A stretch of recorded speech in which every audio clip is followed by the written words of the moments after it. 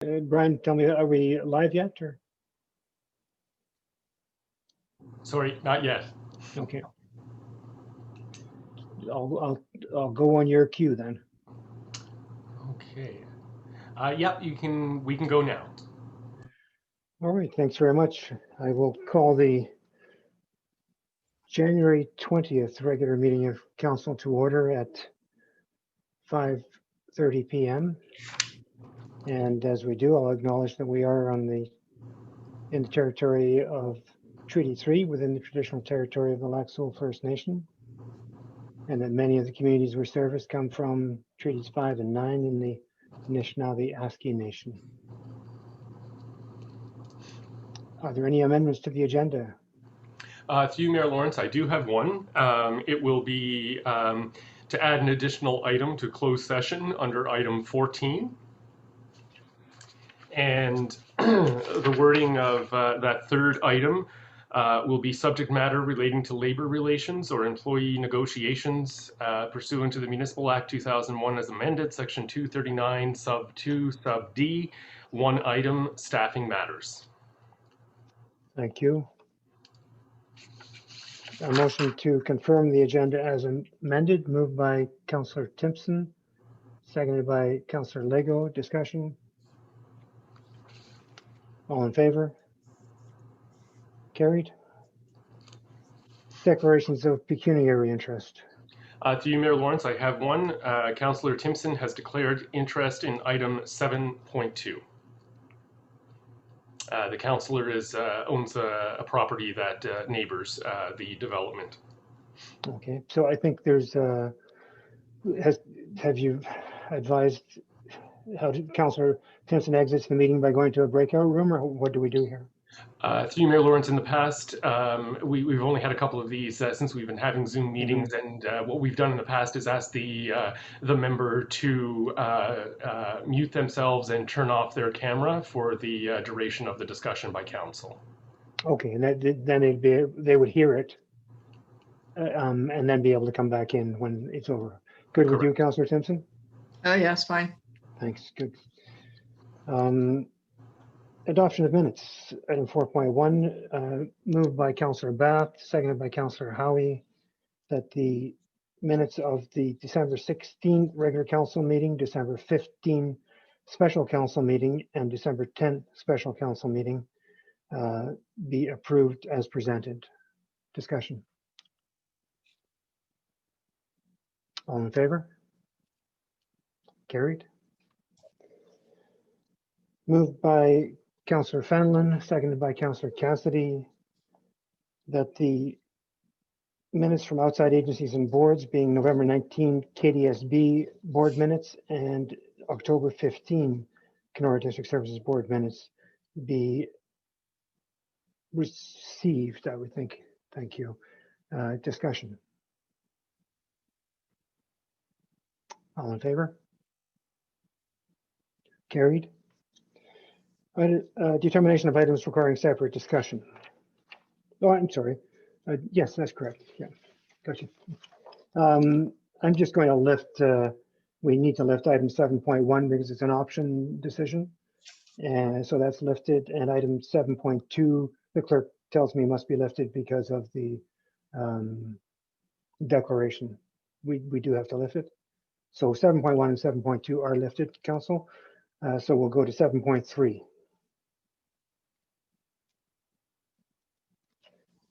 Thank you. 7.4.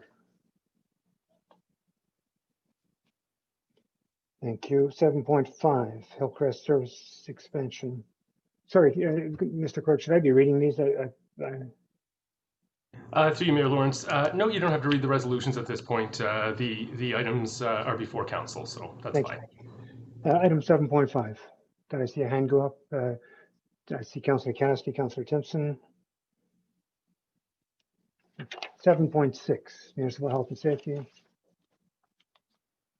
Councillor Timpson. 7.7, resolutions to be submitted for KDMA. Councillor Timpson. And 7.8, to appoint Deputy Clerk. And we're not lifting that. I will say congratulations, Deputy Clerk Trenholm. Thank you. So the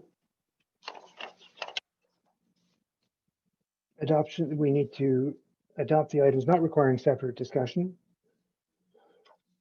Item 7.3, item 7.4, and item 7.8.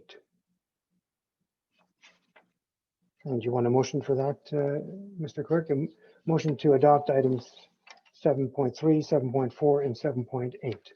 Moved by Councillor Lego, seconded by Councillor Timpson. All in favor?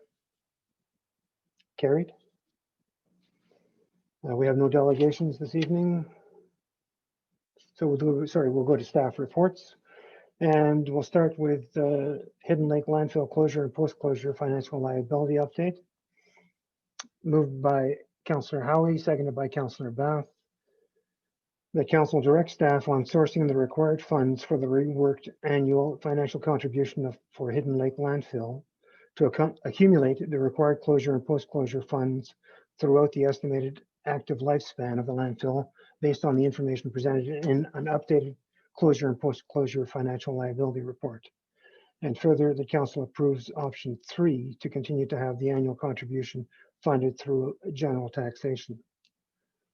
Discussion.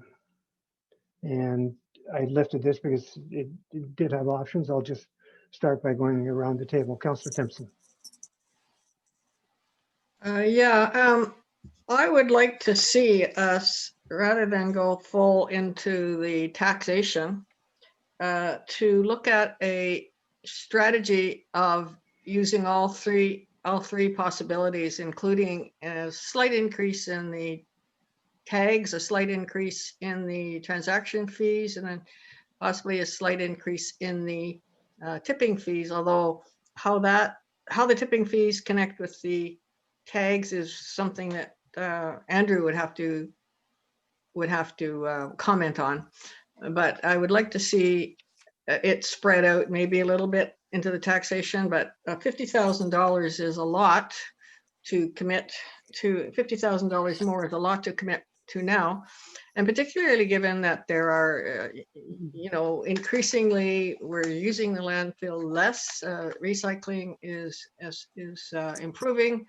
Curbside swaps, we are already 9 years longer. We have 9 years more for the landfill than was predicted, and by that 2052 we may still have another 10 years, and plus the policies that the government is coming up with in waste. And I think it would be a mistake to go full Monty on the extra $50,000.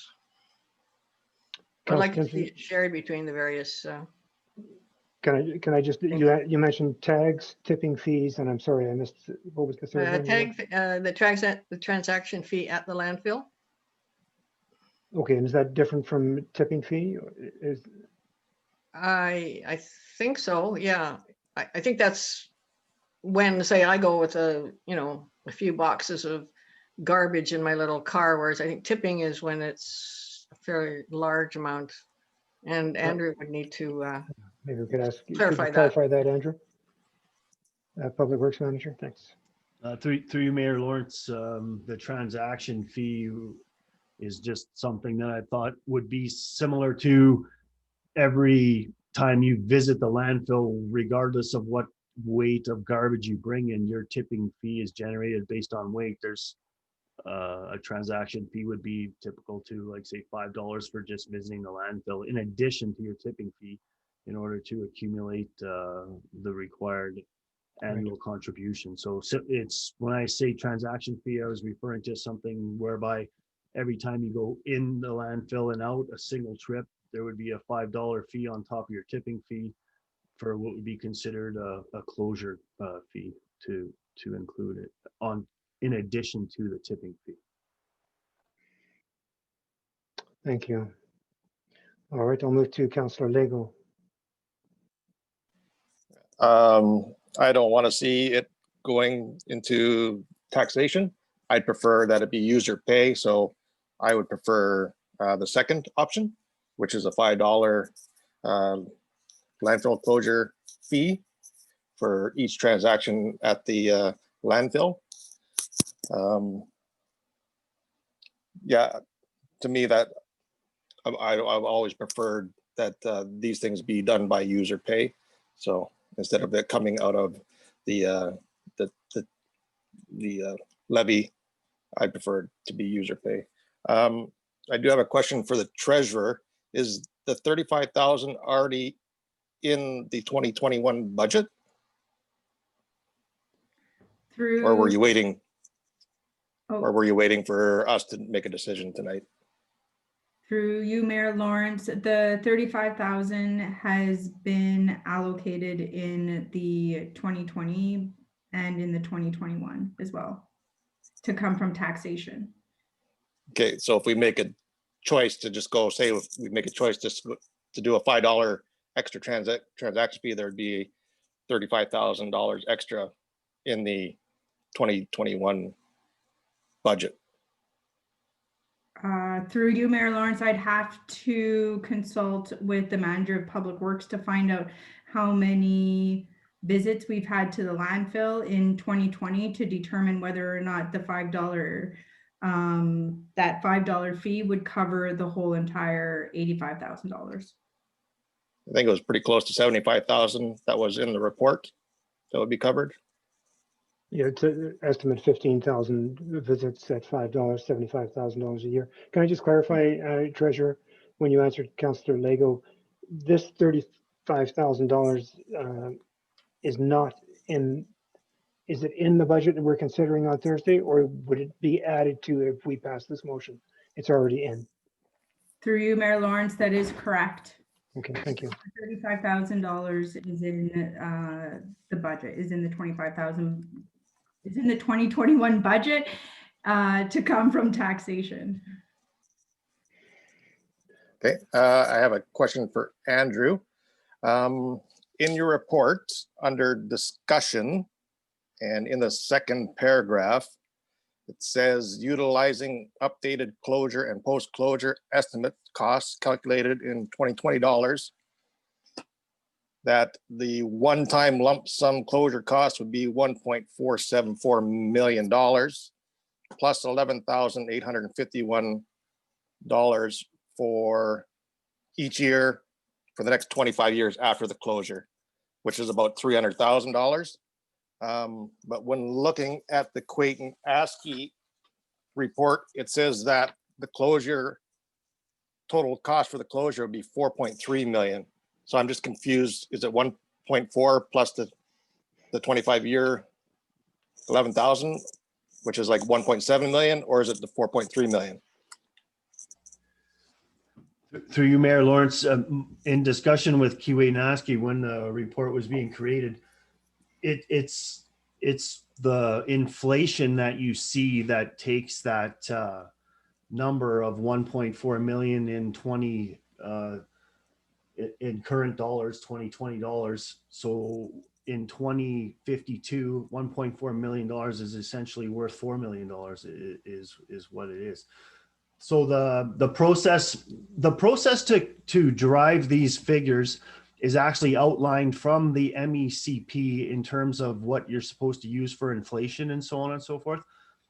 But when you, not to get too complicated, when you go to the MECP site to get direction on this, because it is law, it's designed to create a financial assurance amount, and a financial assurance amount is more common because landfills are more typically privately owned, and therefore the MECP requires the owners to provide an assurance so that if they walk away from their landfill today, they have the insurance to have the funds available. So it's a little bit different of an exercise for a municipality because we're not required to have the financial assurance because the MECP views the municipality as not going to disappear overnight per se, right? So not to complicate that, but I think that in my discussions with Keewaydin Askey, there was some complications around that matter because what he's trying to calculate is a little bit different from the direction on the site because it's essentially oriented towards a financial assurance amount. But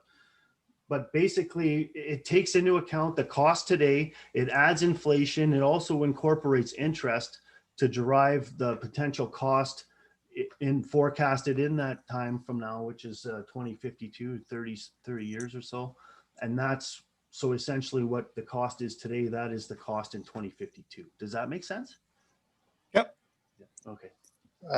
And just my last comment on this would be, I'm a bit disappointed that this wasn't started in 2003, putting some money aside. It sort of left us holding the bag here, looking for money. So again, I would prefer to see it as a user pay instead of going to general taxation. And that's all I have on this topic. Thanks. Thank you. Councillor Bath. Yeah, I'm also kind of in line with what everybody else is going here. I think I'd like to see it spread out. I'm just curious why the general tipping fee is more than the commercial accounts right now. I would like to see the commercial accounts a little higher, and that would do that. That might bring it up a little bit. And I kind of like the idea of the what do you call it, transaction fee. I think that's a great idea. It stops people from running out there with one bag of garbage and just makes the place a little more efficient. So I wouldn't mind seeing a little bit of an increase in one tipping fees, and also implement the transaction fee. Thank you. Councillor Howie. I completely agree with Councillor Lego. I think that this should be avoided in the general taxation, and we should go to a user pay system. Thank you. Councillor Fenelon.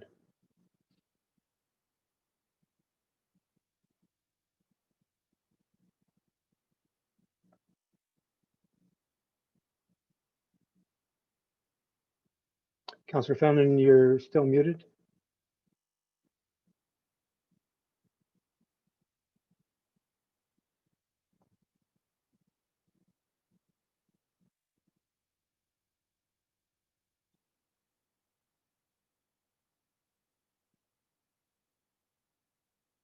Try the space bar, maybe. It's not coming. Tell you what, I'll come back to you in a moment. I'll go to Councillor Cassidy and then come back to you, Councillor Fenelon. Councillor Cassidy. Yeah, I would also like to see this try and avoid this going to taxation as well. Well, this is the one user fee that I think we probably have 99% of the town as users or are users. Everyone uses a different amount too. My thoughts on this would be, I'd like to see some kind of all three options put together. Well, obviously without option 3, but I'd like to see something where we work on a phase in and potentially gradually increase the tipping fees, maybe 1% a year or something for the next 5 years. Generally increase those a little bit over time. And I'd also I know when you go out there, there's a minimum charge right now of $10. Maybe that gets bumped up to 11 or 12 for your minimum charge. And the other is that with the surplus that's generated from this every year, I know it does go into the general. Maybe there is a cap that we can put, either it's a dollar amount or a percentage value of that surplus that's capped going into the reserve fund. Just looking at the past history that the Public Works Manager provided, it doesn't look like there's only one transaction over 50,000 since 2015. Maybe that's our threshold or our benchmark of what we do, and anything over and above that would go into offsetting these costs or diverting it from taxation. So it would kind of almost be a mix of the three. So it's just a little bit kind of in every area to try and make up the amount of money that we'd have to cover for the closure. So that's kind of my thoughts on it. Thank you. Back to you, Councillor Fenelon. Yes, well, I keep mixing my two laptops up here. I got two of them.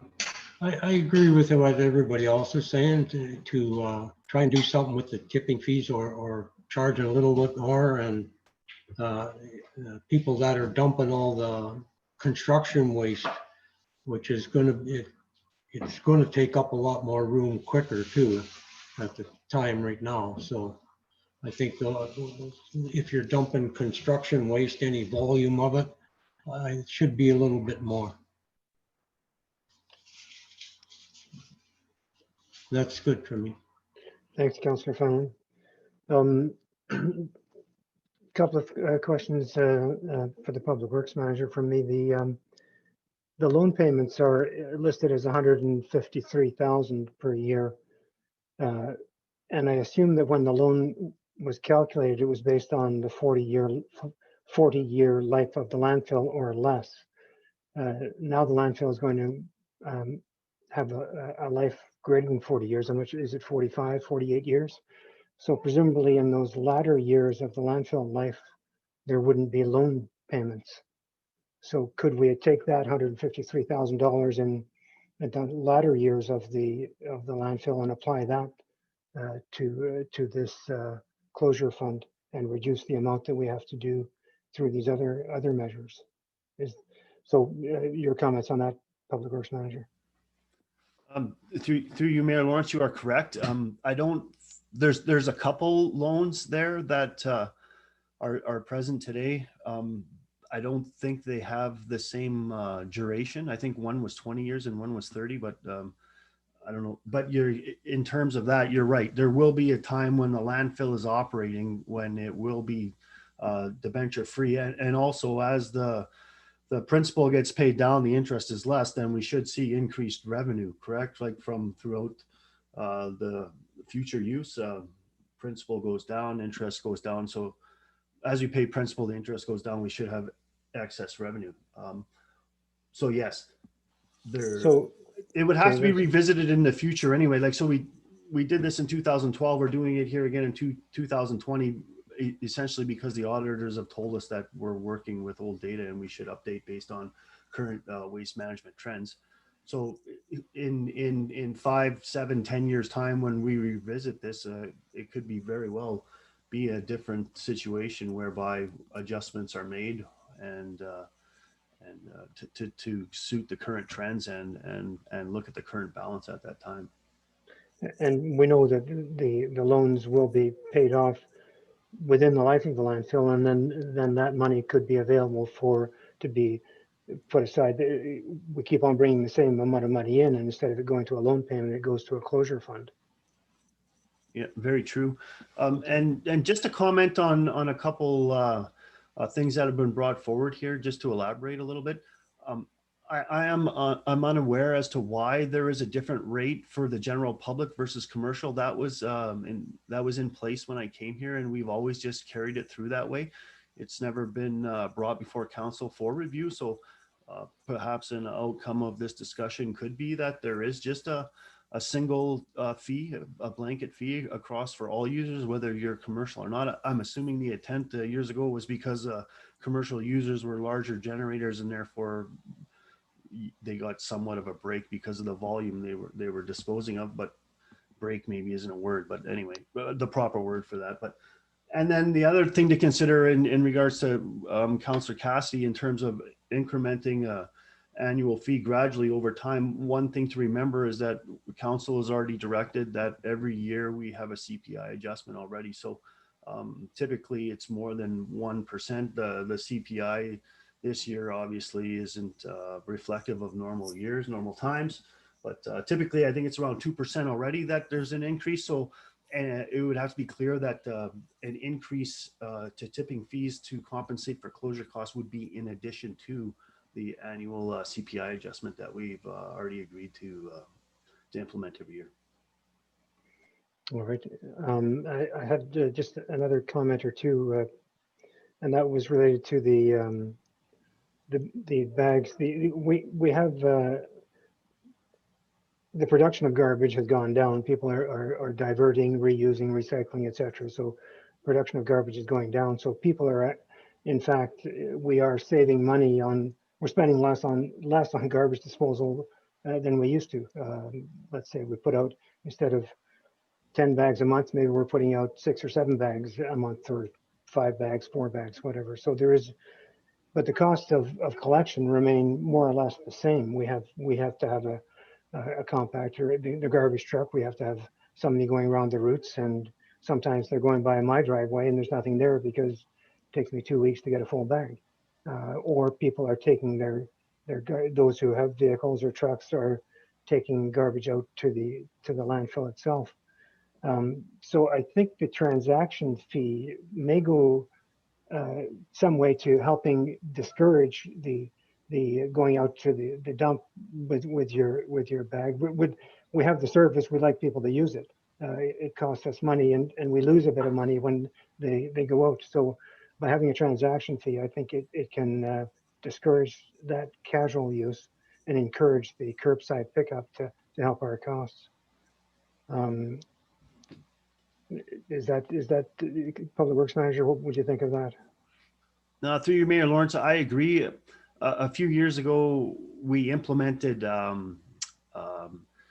fee at the landfill where there was a minimum fee. So right now for residential, for members of the general public, to go out there with 1 or 2 bags, the minimum is 50 kilograms, with transacts out to approximately $7.60. So whether you bring 1 bag or 2 bags and they weigh less than 50 kilograms, you're charged a minimum of 50 kilograms. And that was introduced with the thought that that would discourage many of the smaller transactions that go on out there. However, without conducting like a full-on review, but just a general review of some of the reports from the database there, that wasn't effective. For example, on a Saturday, there could be upwards of 30 transactions whereby the minimum rate is charged. So in other words, 30 of the 100 transactions, so 30% approximately, are still less than 50 kilograms. So the minimum didn't really discourage it, but I agree with you 100% that the residential curbside collection is underutilized, and that perhaps it is a method of having a transaction fee that would encourage it. In terms of bag tag fees, the residential program is supposed to run self-sufficiently or financially with the revenue from bag tags, but it doesn't. So one thing that I don't think the general public understands is that about $1.40 approximately, based on average weights, of the $2.60 bag tag, about $1.40 of it is given to the landfill because the residential garbage truck pays the landfill to dump. It's when it goes across, it's weighed, and then a fee is generated behind the scenes in Public Works here, and we do a general whatever the word is there, an internal transaction whereby revenue from residential collection goes to the landfill. So having said that, a good way that we could implement a partial spreading this out throughout everyone is increase bag tag fee slightly with a certain percentage of it, or just say let's increase it 15 cents or whatever. Then that could be allocated directly towards the closure cost as well, because the landfill somewhat sees the revenue from that anyway. But I agree. Anything that we could do to promote the use of the curbside pickup would be, I would encourage it, because we do surveys here on bag counts. We did bag counts, that didn't work because it didn't give a proper idea. So we started doing bag counts per residence, and it's definitely underutilized. I would say less than 50% of the residences within the municipality are utilizing the service. So. All right, thanks. You're being very agreeable, but I hate to tell you, I don't think council is agreeing with the recommendation to approve the option number 3. I think what we're hearing from council almost unanimously is opposed to that, and I'm wondering if I can suggest on behalf of council, and council can speak up, and Public Works Manager, you can react, that this motion be pulled. I'll ask the clerk how we do this, or defeated, whatever, and that staff be directed to go back and do further analysis on on the various methodologies that council has suggested, and including taking the loan payments into account farther downstream, and come back later this year with another recommendation, and that this wouldn't impact this taxation year. I know it would mean we're losing another year if we do, and the amount would go up if nothing changed, because we've lost a year. But I think that there are avenues to pursue that would obviate the need to go to this. So, Public Works Manager first. Through you, Mayor Lawrence, I agree now that there's a consensus to keep the contribution from the landfill revenue itself as a true user pay system. Then we'll go back and I'll consult with the treasurer, and we'll look at options that incorporate all aspects of what's been presented here. Whether there's a small transaction fee, an increase to tipping fees, we can present a mixture of revenue sources to come to the annual amount. And if it's a couple months from now, essentially we wouldn't be losing the year.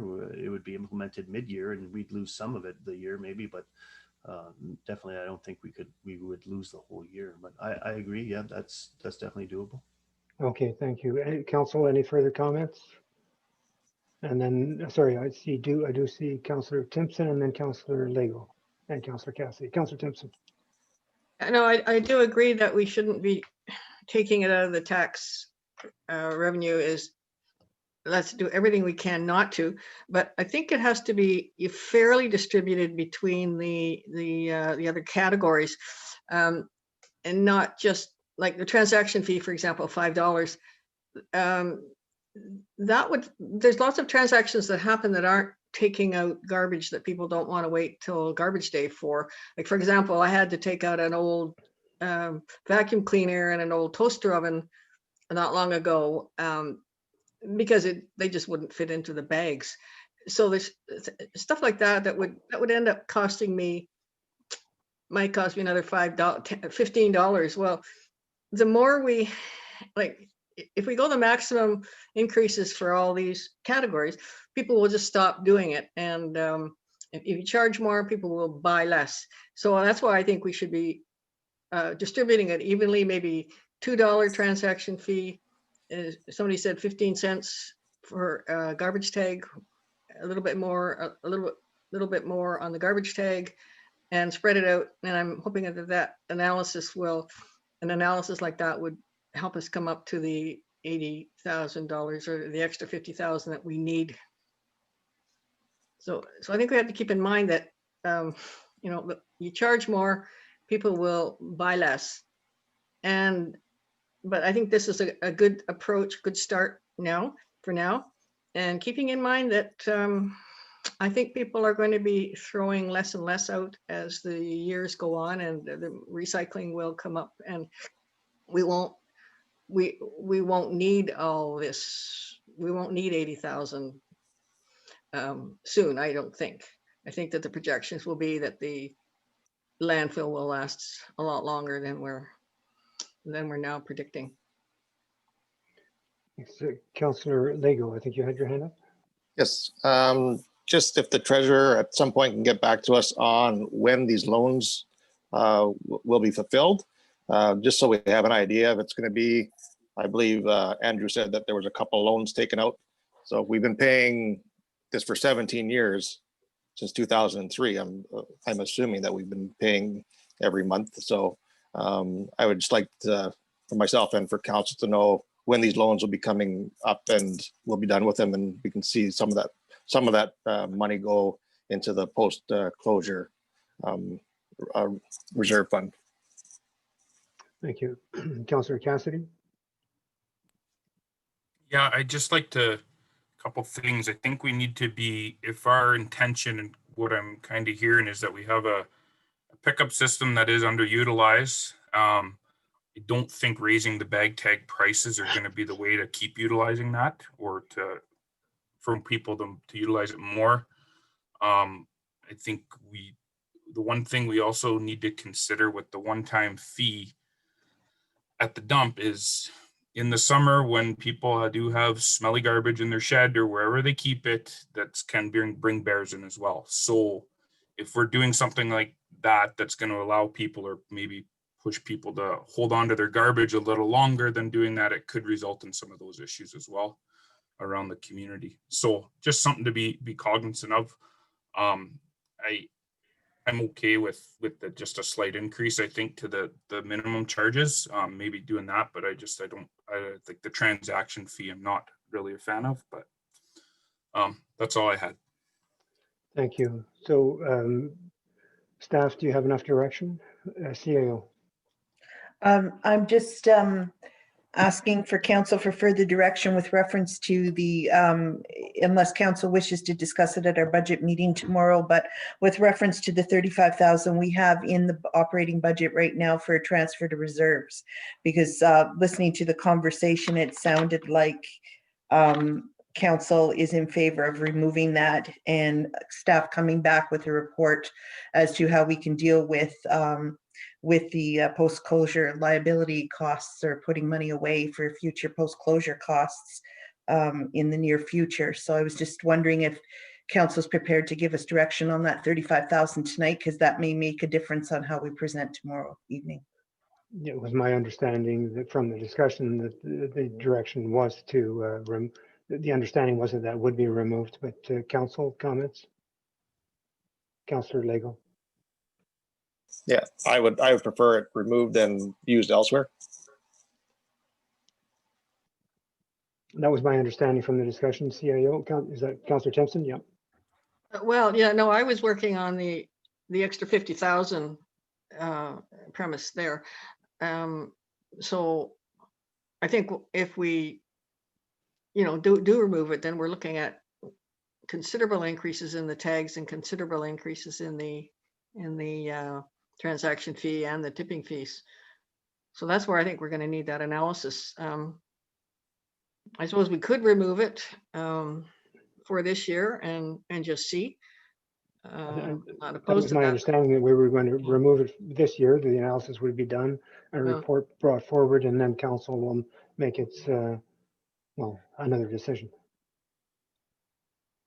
I'm certainly not opposed to removing it this year, but that was not what I was thinking when making my comments. But if we can do it, that would be great. Nothing further. So CAO, is that clear? Yep. Thank you. Yeah, it wasn't clear to me earlier. I just wanted to make sure. Thank you. Clerk, can you suggest how we have a motion on the floor, moved and seconded? Through you, Mayor Lawrence, I would recommend, if it's agreeable to the mover and seconder, that the resolution be withdrawn. Councillor Howie, the mover. Withdraw. Okay. Councillor Bath. I'm okay with that. Where are you? Sorry, there you are. Thank you. So with that, item 7.1 motion is removed, and staff has direction. Public Works Manager, thank you. So now we'll go on to item 7.2, and I would ask Councillor Timpson to do the muting and video. Thank you. The council receives the planning report dated January 20th, 2021, respecting the LPAT decision issued for the zoning bylaw amendment Z05/2018 for information purposes, and further that council directs the mayor and the clerk to sign bylaw number 12-19, being a bylaw to amend Municipality of Sulaco Comprehensive Zoning Bylaw number 85-18, as amended, Rockshore Holdings Incorporated, 124 Queen Street, Lot 301, Plant 220, Parcel 8285, pursuant to the local planning appeal tribunal order under case number PL 190114. Moved by Councillor Cassidy, seconded by Councillor Fenelon. Discussion, starting with Councillor Lego. Yeah, no, I respect LPAT's decision, and that's where it stands, and the development will move ahead. So it's where we're going. Thank you, Councillor Bath. Well, I have no real comments. I'm sort of disappointed in that the LPAC would do that. I think it's a little bit of some of the comments they make in their report are a bit derogatory towards council. And I just find it's not, in my mind, it wasn't a real professional report, and I don't know if this is the way we should be settling these sort of issues. Meaning by LPAT, or? Exactly. council made the decision. To me, it's our municipality, that's our decision. The province disagrees with you, and there you have it. Councillor Howie. Agree that we have to ultimately respect the decision and the development will move forward. Thank you, Councillor Fenelon. Yeah, I read the report over and I agree with what they said in there. Councillor Cassidy. Yeah, I agree with it. Nothing further to add. All right. So that's fairly clear from council. I'm not sure if I should say anything or not. I would just say that I think council, it started with a staff report to council, I believe. And the CBO can perhaps help me here, but council questioned the intensity of the development and I think rejected it. It went to LPAT and LPAT has decided otherwise. And that's where we stand. In a way, we rejected, council went against staff's recommendation initially, I believe. Is that correct, CBO? Through Mayor Lawrence, yes. So it came to council originally with 8 units, and that was the public meeting portion. There was a lot of public there in attendance, and the meeting was deferred, or the decision was deferred until the next council meeting, where they kind of altered their design and their plan, reduced it to 7 units. And at that time, there was still a lot of public kind of input, you could say, and council ultimately rejected the proposal, and then therefore the applicant did their appeal, and it took quite some time, but they finally came back with a decision. So I would just say, I mean, I think what council said tonight is we're going to take the vote and it'll be approved. And I think council has to accept the fact that at times what council decides, others will disagree with. And in this case, the others who are disagreeing are in some cases professionals who are recommending otherwise, and in some cases higher authority. And I think it's the right decision just is to accept the decision at this point. So I will, having said all that, I think we'll just call the vote. All in favor? Carried.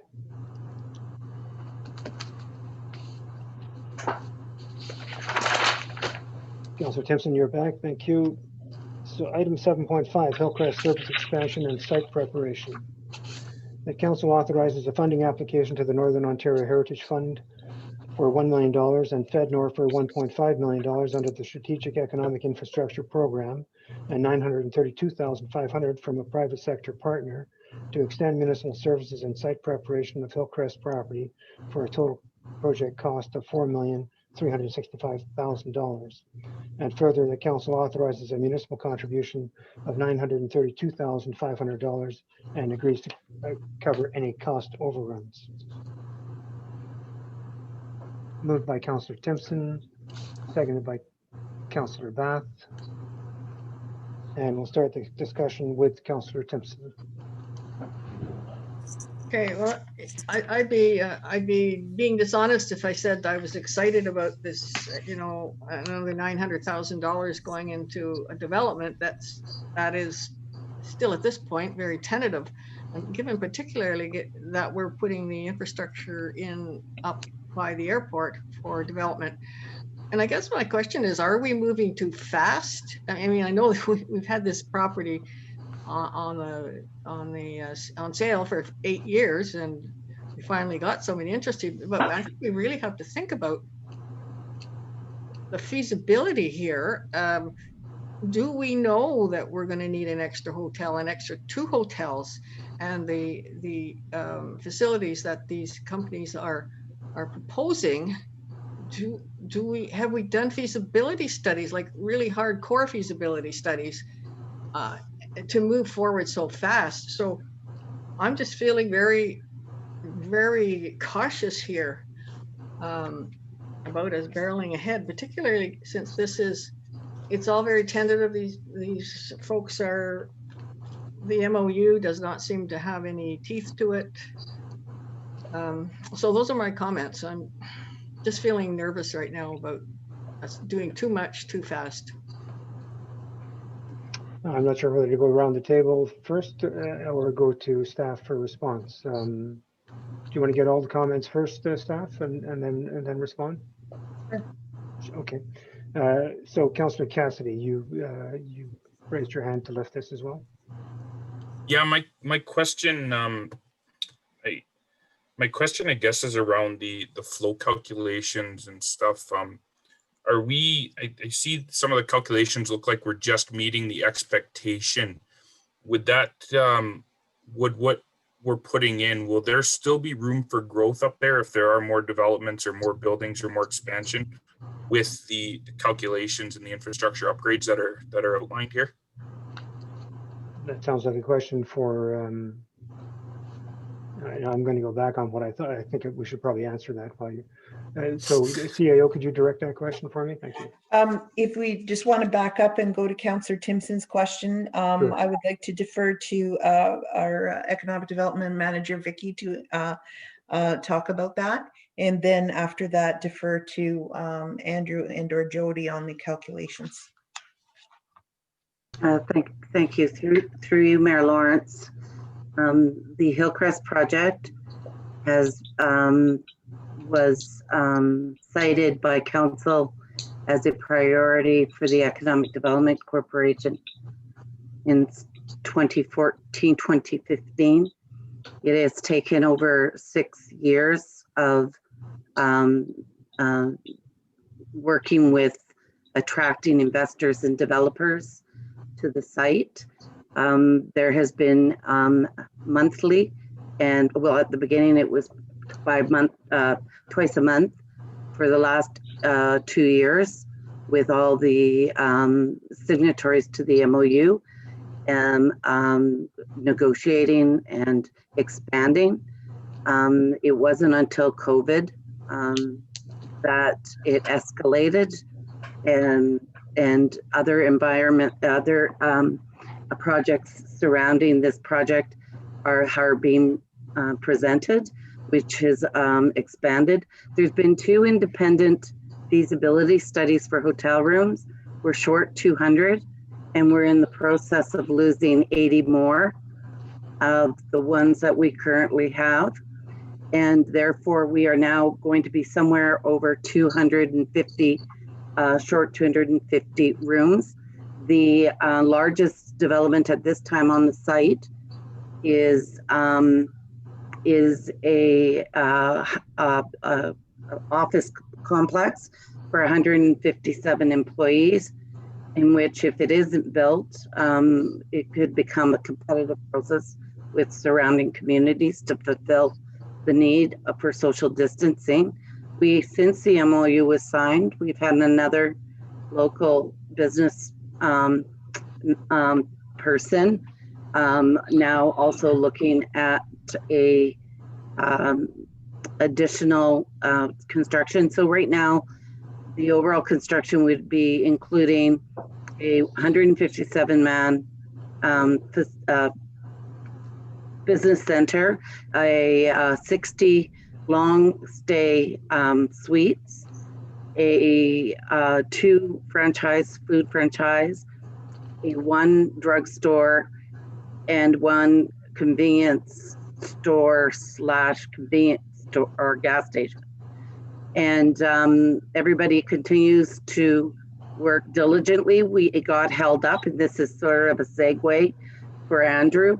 We got held up in the price of the project or the cost of the project inflated as a result of the question that Councillor Cassidy has raised, and therefore we've been working closely with the funders.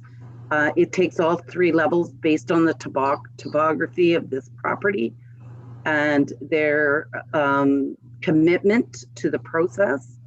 It has been very promising, and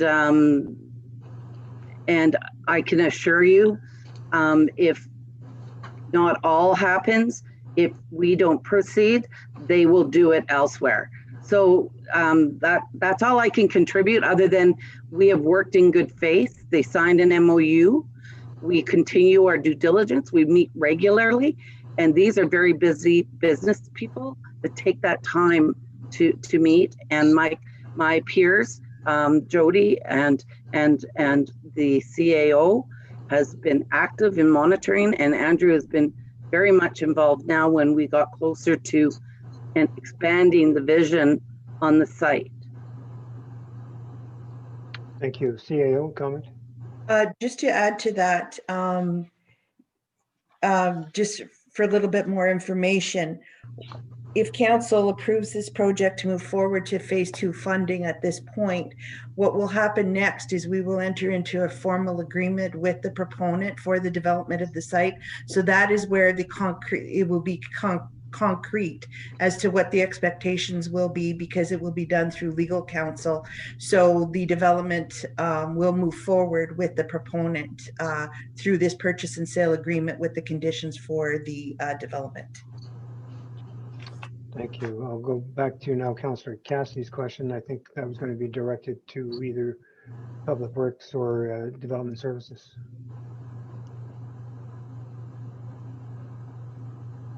I'll let you direct it, CAO. They're staying quiet. I believe Andrew, I may be wrong, but I believe Andrew has more insight into the flows as he talked directly to the engineers from Clayton Askey on the calculation. So if Andrew, if you would like to start. I'm sure through you, Mayor Lawrence. The flow calculations that were originally given by Q8 and Askey had a contribution from the development that was lower than the developer's engineer gave them. And then so we went back to the consultant and asked them to increase the capacity of the flow design to 11 liters a second, which was the proposed peak design flow from the developer for the developments. And then the infrastructure still had the capacity in terms of the gravity, the sewer to do that. So I think the capacity is there. Is there room for future capacity? I'm not prepared to answer that, but just given the general location of it and the fact that the cemetery is there and not moving anywhere, I don't think that anything else could potentially be developed that may contribute to it to a point where the system might be overwhelmed. The weak link in the system right now in terms of hydraulic capacity for the sanitary sewer system there, the infrastructure, is the Moscato's lift station. And that's what needs to be upgraded in the future prior to the development becoming fully developed. Because the lifts, everything there flows to that lift station, and then that lift station pumps west down towards 4th Avenue there, and then from there it flows gravity to Robert Street. So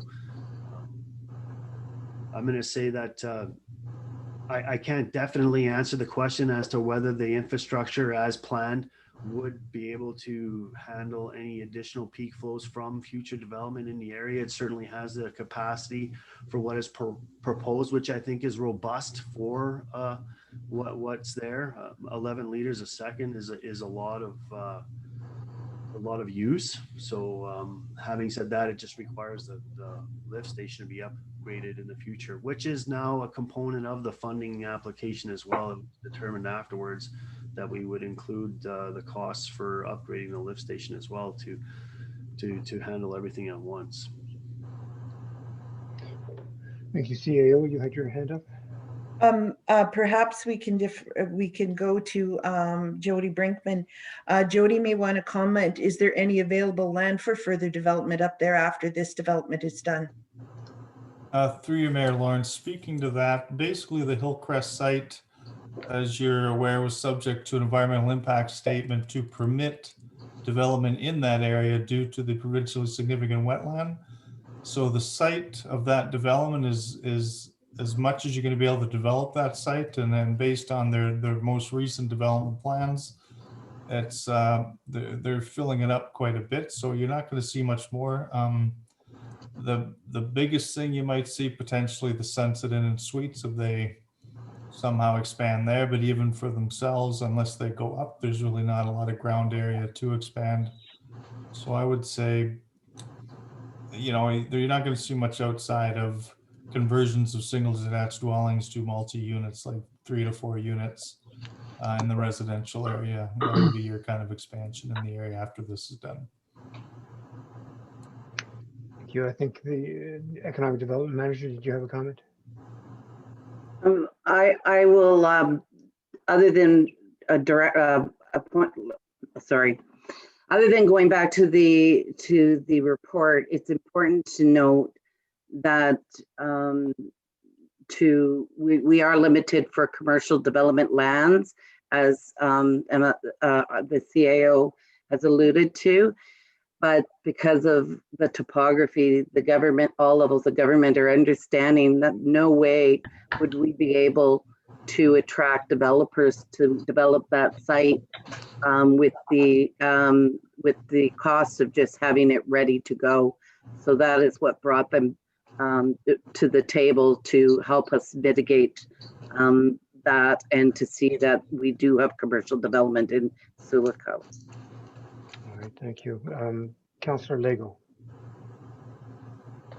No, I'm always for partnerships and I'm always for upgrading our infrastructure. So I'm for this. I'd like to see it go ahead, and I'd like to see that great development take place on Hillcrest. It's needed in our community. And it'll go well with what we want to do next year on Wellington as well. So, Councillor Bath. Yeah, I'm certainly in favor. This is, if everybody remembers, this is one of my pet things I brought to council back in 2011, I believe, or 12. And when we purchased that property, and I've been holding my breath for quite a while now, waiting for something to happen. So it's nice to see something finally happening. And I certainly don't, we can't slow down people who want to develop. If they feel they want to develop, we need to be supporting them as much as we can. Certainly $900,000 is a few bucks that I'm not happy to see in there, but this is the time to do it. Interest rates are low, interest rates are going to stay low, and I think this is certainly the time to be moving forward, not time to move backwards. Thank you. Councillor Howie. I support this development going forward, and of course, like Councillor Timpson highlighted, this is a large sum of money, and we are sticking our necks out, but on the other hand, we're putting an investment in to promote development in our community for commercial space. So I support this going forward. Thank you. Councillor Fenelon. Yeah, I'm all for it. I mean, economic development has been working on projects for about 7-8 years now, and they put a lot of effort into it, and so do the individuals that want to do the development. And if we start pushing back on that, we're going to have second thoughts and move elsewhere because they want to spend money, and they do their business to see if it's going to be profitable enough or not too. Like we have to do our business to look at it that way too. So I'm agreeing with it, and I think it's a good thing. It just took a long time to come. Thank you. Yeah, I think we have very limited municipally owned land adjacent to municipal services in large areas. Bigwood and Hillcrest are two areas, and if you look at the map, as I've done, there aren't too many like that. And now Hillcrest, after all this work, it looks like we're finally ready to go. So I fully support this. Any CIO, you had a comment? I just noticed Councillor Timpson had a hand. Yep. Councillor Timpson. Two questions. What year would we be looking at taking out the loan, the 900,000 loan? And secondly, what 50 beds hotel rooms are we losing? CIO, would you like to direct that question? Thank you, Your Worship. I would defer that to Vicky to answer. Thank you. Through you, Mayor Lawrence. We are working with a consortium and a rapid housing application was put into CMHC and has been assigned now, which is a good sign, an agent to start to negotiate to take the Sunset Inn and renovate or transition it from a hotel to a affordable housing. And the units are going to be income measured, and will start anywhere from $585 a month up to $1,200. And there is going to be new ownership of presented under the success of that project.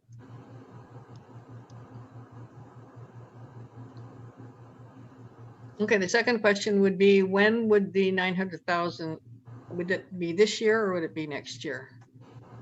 Or We have had these conversations with the treasurer, and based on the timelines of the project and the funding and how that works, they are going to be presenting, I believe it's in the report. Maybe Carly could assist me on that.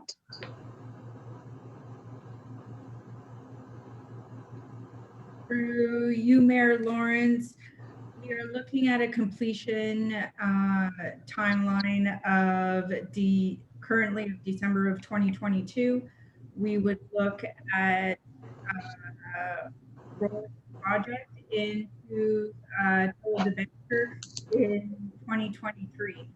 However, that being said, due to the fact that the project is so large, once we are aware that the funding is fully approved and the RFP is built for the municipality looking at Infrastructure Ontario, so a construction loan to help support with the project as we move forward. Once we know the total cost of the project and when it's completed, we'll then roll it over into a full debenture. So in a nutshell, it would be 2 years at the earliest before it hit the books as a loan. Is that correct? As a fully loan, correct. Yeah. Thank you. Councillor Cassidy. Yeah, I'd just like to finish. Thank you, Andrew and Jody, for the response. I guess my look at that was just so that we weren't handcuffing ourselves for the future, but the fact that you guys consider those calculations to be robust I think is a good thing. That's kind of what I was looking for. I also do support this. I know seems like it is moving quick, especially with the two properties that we kind of have keyed in on for development here. And the thing with this here is we have an in-kind contribution from the developer as well. This isn't just us footing the bill here. There is a partner in this moving forward. This is what it's about, and it's upgrading our infrastructure as well. So I support this. The price tag, it hurts, but I think this is something the community needs. People have been asking for. It's going to be a boost to Sioux Lookout's economy. So all in all, I think it's a good thing. So. All right. Yeah, I would just. I'm not trying to disagree with anybody who says we're moving quick, but I don't think Councillor Southall would say that. He's been pushing this for a long time, and on behalf of Councillor Southall, I'll say hooray for this. So I think discussion is complete, and I will call the vote. This was moved by Councillor Timpson and seconded by Councillor Bath. All in favor? Carried.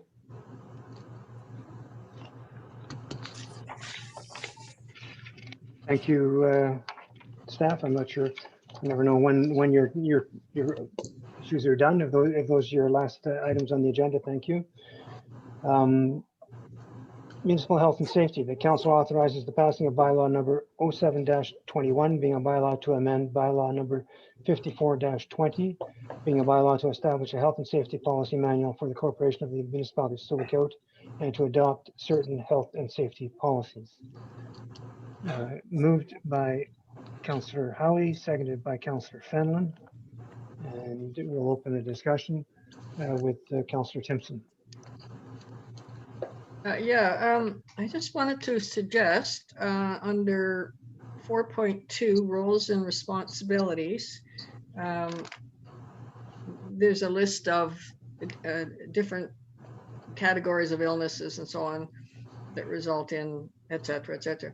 I'm wondering if we should add there psychological trauma and some mechanism, examples or a mechanism of how to report psychological trauma. I mean, it could be people working in a very, very stressful environment, which is in there, but it could be somebody who, for example, is almost killed on the job or watches somebody almost killed on the job.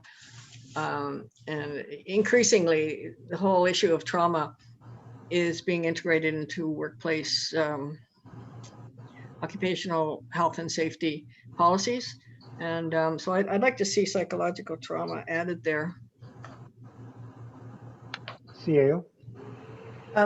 Through you, Mayor Lawrence, yes, Councillor Timpson's correct. I'm not sure exactly when, but I'd say in the past year or so, the legislation was updated under the Ministry of Labor, the Occupational Health and Safety guidelines, saying that that's one illness, like mental illness, psychological trauma, that is being covered under WSIB. So on an individual basis, depending on what has happened. So I will go back to ensure that we include the definitions of what is considered critical injury or illness from the Act and add that into the policy. I had one more question as well. Under 4.3 general safety practices, given the what we've learned from the pandemic, and is there about reporting of illnesses?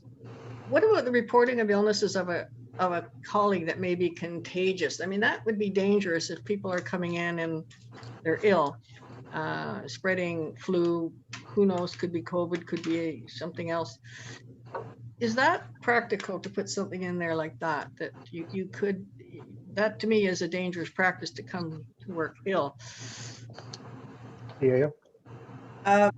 Those types of things I believe, are already covered under our COVID policies that we've adopted previously, where if you show signs or symptoms, we've also issued directives to staff regarding that. So we've already pretty much covered that off under the other policies that we've passed specific to illness under COVID. But would it cover, post-pandemic, would it cover, flu or whatever else is out there? So what we're doing as part of that is we're going to adopt those policies to make them more generic post-COVID, so that it covers a number of instances. Okay, thank you. Do any other councillors have comments on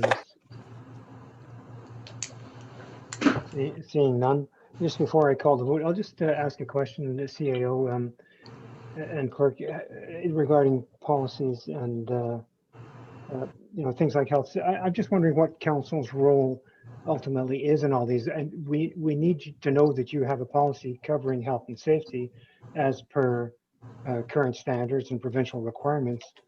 I wonder about council being involved in the actual, that to me, and I want to talk, it's not just health and safety, but there'll be a myriad of policies that I think fall under the purview of staff responsibility, and council needs one umbrella resolution that says we require you to develop health and safety policies or whatever the other policies are. There are some policies that I think council should have hands in, and some that they shouldn't, or I don't know what the value is. But just comment on that, CAO or clerk, whoever.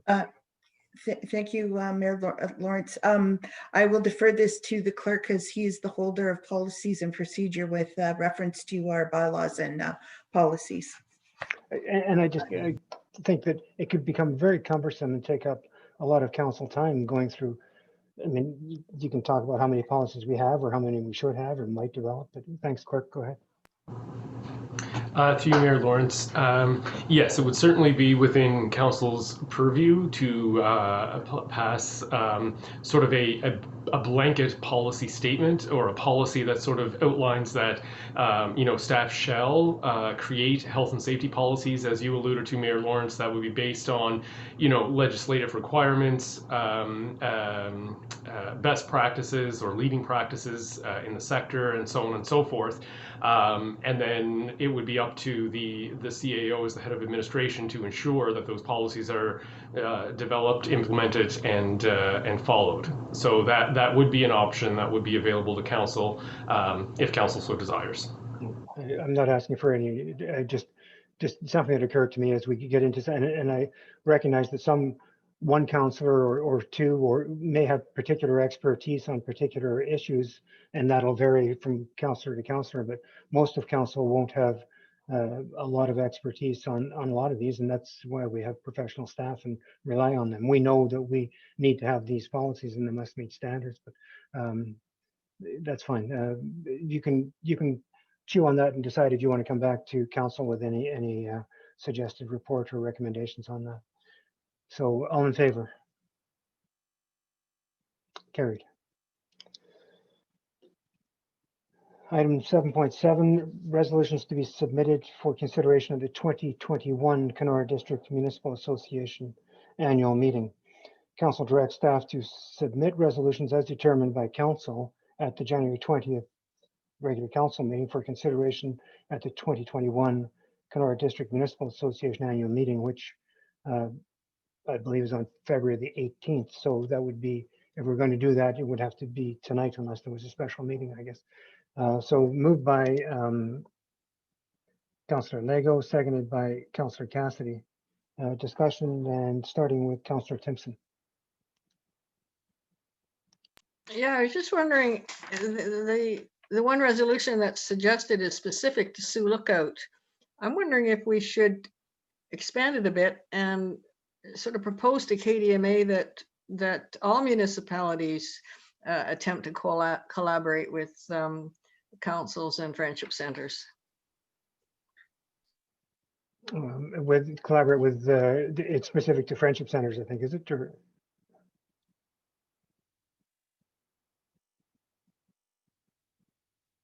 Sorry, you're muted, Councillor Timpson. Sorry, you're muted, Councillor Timpson. Sorry, yeah, no, you're right. I was reading my notes, but should we, at some point, maybe, I don't know if it would be a separate resolution, but that propose that KDMA, municipalities in KDMA, seek to collaborate with friendship centers or something like to that effect. So it's not just specific to Sioux. I guess my comment would be, they're not all municipalities have, there's only Red Lake, Dryden, Sioux Lookout, and Kenora are the 4 out of the 9 municipalities that have friendship centers in their municipalities, is one comment. And then we would be, I worry about sort of discussion. Clerk, you had a comment. To you, Mayor Lawrence. So just to address Councillor Timpson's suggestion, typically what happens is resolutions that are passed by councils during the preceding year, if any of those councils wish to bring forward those resolutions to KDMA, they go forward in the format that they were approved by that council, and then they're adapted by the KDMA executive to be formatted for such for consideration by the entire group or the association at its AGM. So that's traditionally how they've requested that resolutions be provided to them. And additionally, just so council is aware why there's only one resolution, this is based on outside resolutions that council have supported in the previous year or have engaged in. And in 2020, there was only this one that was passed. So that's why there's only one. Thank you. So any discussion, council? I see no hands. Clerk, can you help me with this resolution? We are then supporting the resolution that we adopted previously, the regarding friendship centers? Yes, and we're, by forwarding it to KDMA, we're saying that KDMA also support that resolution. In this case, I'm not sure that that would be applicable to this resolution because this was something that Sioux Lookout chose to do, chose to engage with and signed an MOU. I'm not even sure if that MOU is still open for signing. I'm not sure if other municipalities can sign on at this point. I'm not aware of that process.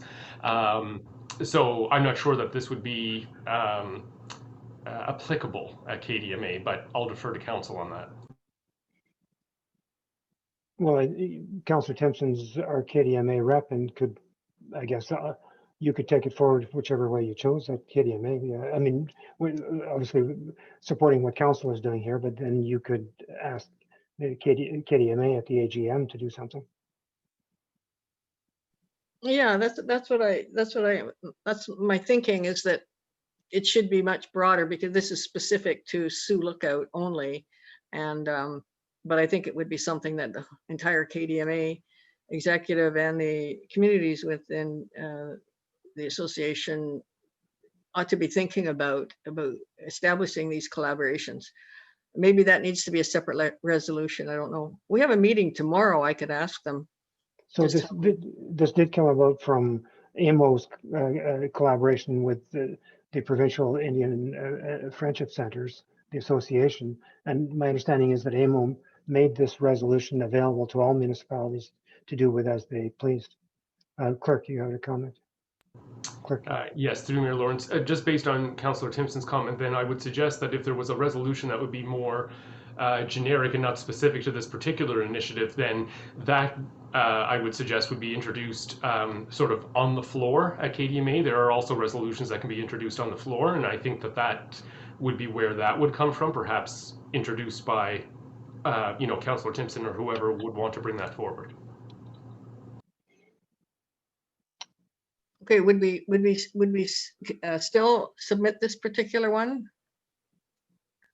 I mean, I have no problem submitting it, but I would like to see something broader.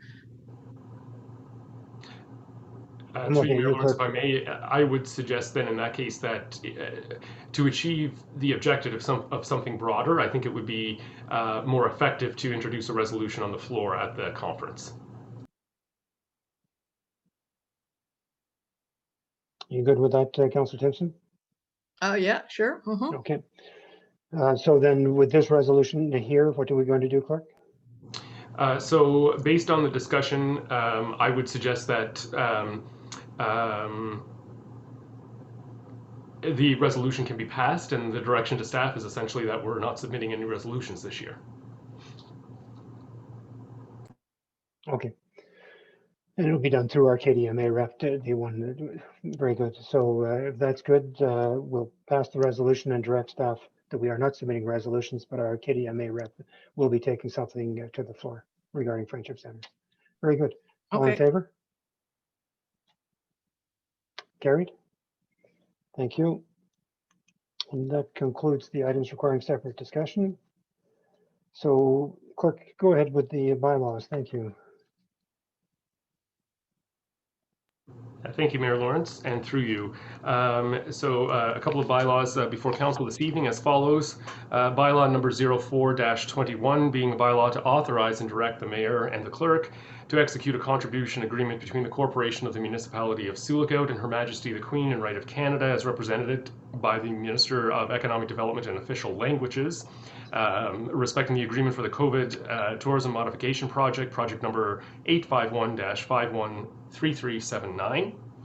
Bylaw number 06-21 being a bylaw to appoint a deputy clerk for the Corporation of the Municipality of Sioux Lookout, Ms. Jackie Trenholm.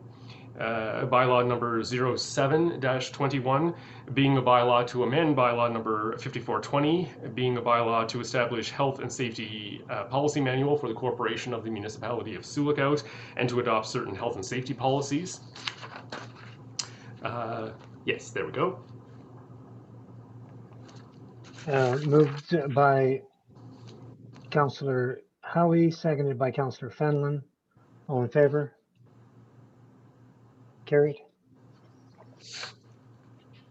Notice of motion to reconsider, none. Outside resolutions, none. And Councillor reports. And just before we move on, welcome to, you can stop your acting career, Deputy Clerk, and you can stop pretending. Congratulations, it's now official. I think it's being passed. Thank you. So Councillor reports, Councillor Timpson.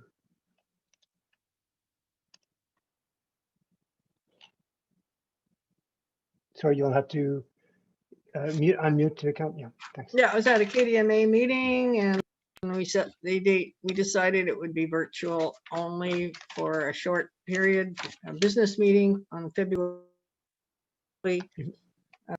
Hopefully people can come and meet the mayors and some council members from other communities in the district. And participated in the Environment Committee, and we worked on our work plan for this year. Attended a couple of Truth and Reconciliation meetings, committee meetings, looking at the memorial project for the Northway Cemetery Section 1, and we established a subcommittee to look at in more detail how we would do that. And so that's taken up a fair bit of time, but it's actually really quite interesting. You've gone mute, Councillor Timpson. Oh, There sorry. you go. Yep. The subcommittee for looking at the memorial that we would like to do, and the memorial plaque we would like to construct for the Northway Cemetery Section 1 is it's really very, very interesting project, and we're looking at hopefully being able to do that within a year and a half or so to have something in place. A lot of consultation needs to take place first. Special council meeting January the 7th.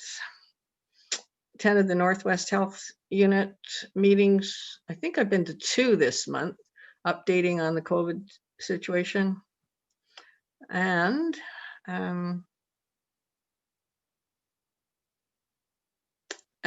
one library board meeting since the last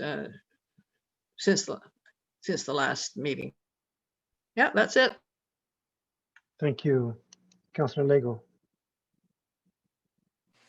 Yeah, basically that, and I had a committee of adjustments meeting. And besides that, just busy elsewhere. So Very good. thank you. Councillor Bath. It's the usual stuff, hydro meetings, and of course, everything's virtual. And the PACE meeting yesterday was our normal monthly PACE meeting plus the AGM. And interesting enough, PACE has been chosen again to distribute some more of the RIF funds from FedNor. We don't have them yet, but it'll be to a maximum of $20,000 per applicant, and this fund has a 50% forgivable portion to it. So we'll see what comes out of that. It could be added to some of the ones we've done before. We did 947,000, I think it was, in the first go around. So it's once FedNor releases these funds, we'll see what happens there. Interesting comments that came out at the PACE meeting were once again about that NWMO. It turns out that Dryden received approximately $600,000 by being open to have them come to their community and discuss. So Sioux Lookout has lost a terrific amount of money by not really inviting them and wanting them here. And that's all I have. Thank you. Councillor Howie. Yes, so I had a phone discussion with our MP, Eric Melillo. I also met with a councillor, another young councillor from a neighboring municipality. I've also, through this isolation lockdown, been stepping up my social media engagement with community members and received more electronic messages and questions from community. So I encourage that ongoing, and special council meetings, and just being open to comments on our budgets and upcoming agenda items. Thank you. I'm just curious about the meetings with MP Malello. Just could you? It would be good to get a report on that. Typically, that would be the mayor's role. So, if you're doing that as a representative of the municipality, or individually? Individually, we are friends. So. Okay, so just if you're discussing municipal business, he touches base on how things are going in our community. So. Thank you. Councillor Fenelon.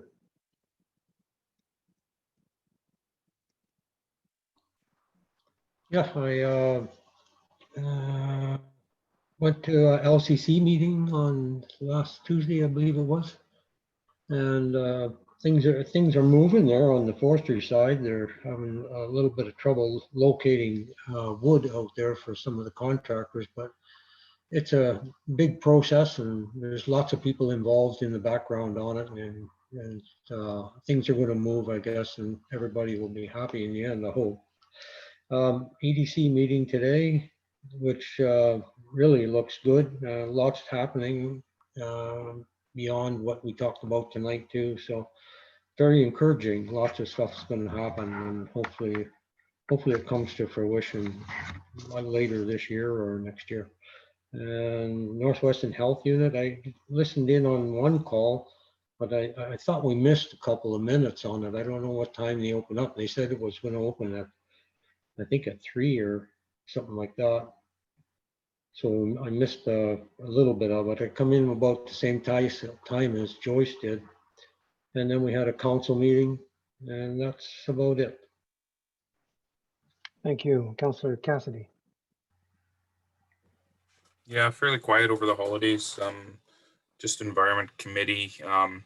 Mr. Breeze wasn't able to attend our Environment Committee meeting. However, we're still gonna try and get the resolution, and hopefully we'll have it for our next meeting and be able to bring it to council soon enough. So working on that kind of stuff still. So that's about it for me. Thank you.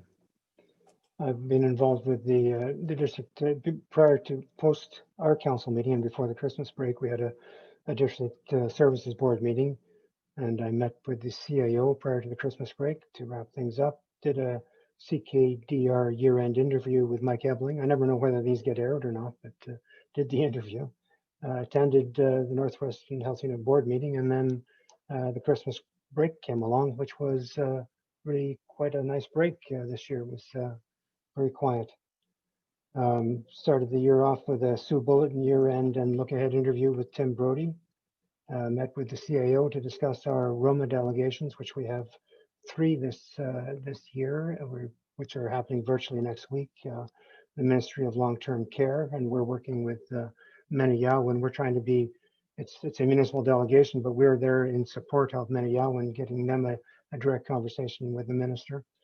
We have a meeting with the Minister of Mental Health and Addictions, again in partnership with our Friendship Accord, Menayawin, Slifna, and KDSB to discuss detox and addictions treatment center. And we have a delegation, our third one is with the Solicitor General, in which we're basically just going to try and find out where the province is at with their new billing model for policing. We won't upset the apple cart. We got the same discount again this year. I see some other municipalities are pushing and asking how we got a discount, and well, we will see what happens. Slifna Special Chiefs meeting, attended that with the Economic Development Manager and the team that's working on the Detox Treatment Center meeting, and Slifna passed a resolution in support of that. Chief Bull and Chief Morris spoke highly well at that meeting in support of that resolution. Raised the Alzheimer's flag in a quiet ceremony that involved one staff member and one reporter, but it's Alzheimer's Awareness Month, so we raised the flag and Bolton did a little caption on that. Participated in one of Minister Rickford's mayor's telephone updates. The special council meeting on January 7th, attend the vulnerable population calls organized by the Northwest Health Unit. On behalf of the Health Unit, along with the Medical Officer of Health, Dr. Kitt, and the CEO, Marilyn Herbaz, we presented at the Rainy River District Municipal Association a 30-minute presentation, and we knew ahead of time what the discussion would be, and we left most of our time to Dr. Kitt to discuss both COVID update and vaccines, which was the biggest interest at our DMA. Participated in Health Unit Finance Committee call and the local Municipal Truth and Reconciliation Committee meeting. Yesterday, I participated in an AMO Health Task Force meeting. The Health Task Force is making recommendations to the full board next week regarding long-term care and the provincial response, the provincial report on long-term care, municipal input. So we're a little bit different than many of the municipalities who look after long-term care, but I managed to get in one item, which was that they pay attention. They consider municipalities, small northern remote municipalities who got their long-term cares through the LCAP program, which is no longer existing, and that the province cannot keep delaying the development of long-term cares such as ours because they don't have a program that fits anymore. They have to create the program, recreate a program that works for us. So that'll be as part of the AMO response to the province. And next Monday, I'm having a call with the CEO of Advantage Ontario, the group that is the advocate for seniors in Ontario, and we'll be talking about that with her as well. Met with the CAO and Maniyawan CEO this week to discuss and prepare for our LTC delegation with the minister next week. And today we had a police services board meeting and discussed a few things. They had been looking at the traffic on Drayton, and so seems to be under control. They said there've been no more complaints, and in their blitz there, they didn't find too many offenders. There's a perception of offense, is what they said, because of the geography, but they didn't get too many offenders. Looked at the year-end report for policing stats, and calls for service are down. It would be last year would make 2020 the lowest calls for service. I've graphed the years from 2010 to 2020, and 2020 is the lowest calls for service we've ever had. COVID has impacted things. Unfortunately, that won't show up on our billing for 2 years, because this year the billing will be 2016, 17, 18, and 19. We dropped 16, 17, we dropped 2015, which was actually lower calls for service than 2019 by a little bit. So that averaging means it's slightly up this year. Next year, when we grab hold of the 2020, it will help us. But next year there may be a new policing billing model, so we'll have to see how that goes. That's my activity. We're going to move into closed session now. And clerk, I'm going to let you do that motion, because I know we had an amendment to this motion as part of the amendment. So I'll let you do the amendment, and once we're in closed session, we will take a short 5-minute break. Clerk, thank you. Thank you, Mayor Lawrence. Through you, Mayor Lawrence. So the motion to move into closed session will read as follows. The council moves into closed session at 7:03 p.m. To discuss matters of a general nature, as noted below. Item 1, subject matter relating to a proposed or pending acquisition or disposition of land by the municipality or a local board. per the Municipal Act 2001 as amended, section 239, subsection 2, subsection C. One item, property east of the airport. Item 2, subject matter relating to personal matters about identifiable individuals, including municipal or local board employees, per the Municipal Act 2001 as amended, section 239, sub 2, sub B. One item, council's boards, commissions, and committees membership. And the third item, subject matter relating to labor relations or employee negotiations, per the Municipal Act 2001 as amended, section 239, 2D. One item, staffing matters. Moved by Councillor Cassidy, seconded by Councillor Howie. All in favor? Thank you. So we are now in closed session and a 5-minute break. I'll see you back at the table. Sorry, clerk, go ahead. Through you, Mayor Lawrence, I think if we can Okay, open the move session. into closed session now, that would be Sorry. helpful. We gave the rationale, now we have to do the actual move. Gotcha. Is that right? No, sorry, I just meant if everyone can click on the button there to join the closed session breakout room. Yeah, thank you. So we're gonna hit leave and then, So we just did, there should be a breakout room in progress. okay, There should be a fine. button there that says join. Not yet. Okay. Whoops. I don't know if I have one, Brian. It's coming, I think. Oh, okay. Nobody does yet. One moment. Oh, here we go. It should be up there now that says join. Gotcha. You have one, Vicky? Right in the middle of your screen? Now I do. Just Yep. came up. Thank you very much. You.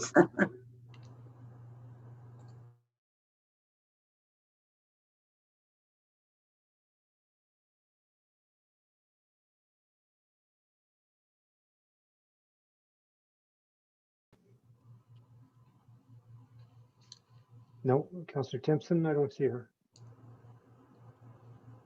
There we go, yes.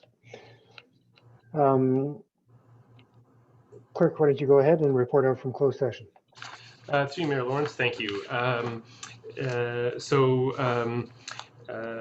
That council ratifies motion and or direction given in closed session.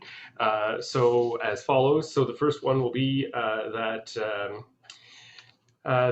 council ratifies the motion in closed session respecting property east of the airport.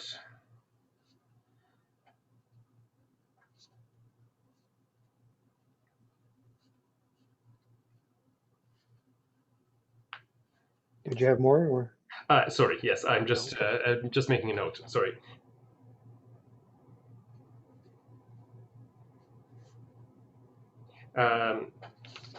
And then additionally, we can do them both in one motion if council wishes. The motion coming out from closed session respecting boards, commissions, and committees, which reads that council approves amending Schedule A to bylaw number 92-18, being the bylaw to make appointments to various boards, commissions, and committees by adding Victor Lyon to the Municipal Truth and Reconciliation Committee.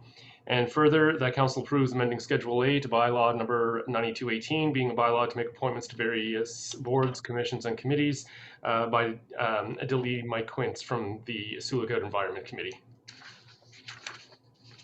Moved by Councillor Cassidy, seconded by Councillor Bath. All in favor? Carried.